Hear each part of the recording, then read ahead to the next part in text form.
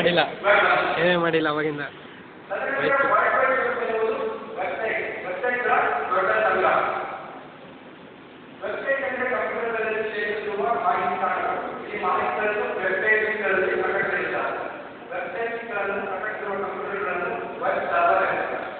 ಇದನ್ನ ನಾನು ಒಂದು ಚಿಕ್ಕ ಉದಾಹರಣೆ ಮುಖಾಂತರ ಹೇಳ್ತೀನಿ. ನಾನು ಇದಕ್ಕೆ ಒಂದು ಗ್ರಂಥಾಲಯದ ಉದಾಹರಣೆ ಅಂತ ಹೋಗ್ತೀನಿ ಆಯ್ತಾ. ನಿಮ್ಮ ಶಾಲೆ ಗ್ರಂಥಾಲಯ ಇದೆ. ಈಗ ನನ್ನ ಕೈಯಲ್ಲಿ ಒಂದು ಸ್ಥಳದಿಂದ ಗ್ರಂಥಾಲಯ ಆಯ್ತಾ. ಮೂರೇ ಬುಕ್ ಇರುತ್ತೆ. ನಿಮ್ಮ ಶಾಲೆಗೆ ಒಂದು 20-50 ಬುಕ್ ಇರುತ್ತೆ ನೋಡಿದ್ರೆ. ನನ್ನ ಗ್ರಂಥಾಲಯ ಸಕ್ಕತ್ ಸಿಗ್ತದೆ. ಇದು ಮೂರೇ ಬುಕ್ ಇರುತ್ತೆ. ಇದನ್ನ ನಾನು ಇಂಟರ್ನೆಟ್ಗೆ ಓದ್ತಾ ಇದ್ದೀನಿ ಆಯ್ತಾ. ಈಗ ಇಂಟರ್ನೆಟ್ನ ಒಂದು ಗ್ರಂಥಾಲಯಕ್ಕೆ ನಾನು ಕಂಪೇರ್ ಮಾಡ್ತೇನೆ.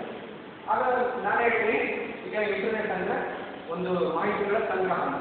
ಈ ಗ್ರಂಥಾಲಯದಲ್ಲಿ ನನಗೆ ಮಾಹಿತಿಗಳ ಸಂಗ್ರಹಣೆ. ಅದೇ ರೀತಿ ನನ್ನ ಗ್ರಂಥಾಲಯದಲ್ಲಿ ಒಂದು ಗಣಿತ ಇದೆ, ಇನ್ನೊಂದು ಇದು ಮ್ಯಾಥ್ಸ್ ಒಂದಿದೆ ಆಯಿತಾ. ತದನಂತರ ಕಾನ್ಸ್ಟಿಟ್ಯೂಷನ್ ಒಂದಿದೆ. ಈಗ ಈ 3 ಬುಕ್ಗಳಲ್ಲಿ ನಿಮಗೆ ಮಾಹಿತಿ ಬೇಕು. ಈಗ ನಾನು ಹಾಗೆ ವೆಬ್ಸೈಟ್ ಅಂತ ಹೇಳಿದೆ, ವೆಬ್ ಪೇಜಸ್ ಅಂತ ಹೇಳಿದೆ.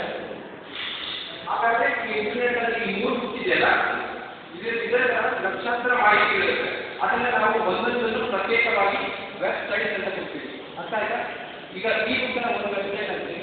ನಾನೀಗ ಸಂದರ್ಶನಕ್ಕೆ ಯಾವ.com ಅಂತ ಒಂದು ವೆಬ್ಸೈಟ್ ಇದೆ. ಇದಕ್ಕೆ ಬೇರೆ ಒಂದು ಯಾವುದೋ ಮ್ಯಾಥ್ಸ್ ಯಾವುದೋ ಒಂದು ವೆಬ್ಸೈಟ್ ಇದೆ.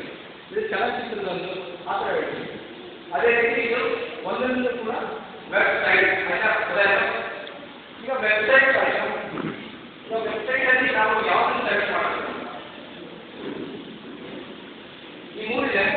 ನಿಮಗೆ ನಿಮ್ಮ ಸಮಾಜದಲ್ಲಾಗ್ಬೋದು ಇದು ಬರ್ಕೊಂಡು ಕರ್ನಾಟಕದ್ದು ವಿದ್ಯಾಲಯದ ನಾನು ಏನು ಮಾಡ್ತೀನಿ, ಇಂಟರ್ನೆಟ್ ಯೂಸ್ ಮಾಡ್ತಾ ನಾನು ಯಾವ ಕೆಲಸ ಮಾಡಿದ್ದೀನಿ ಅದರಲ್ಲಿ ತೋರಿಸ್ತದೆ. ಹೆಸರು ಇರುತ್ತೆ ಅಲ್ಲಿ ತೋರಿಸ್ತಿಲ್ಲ.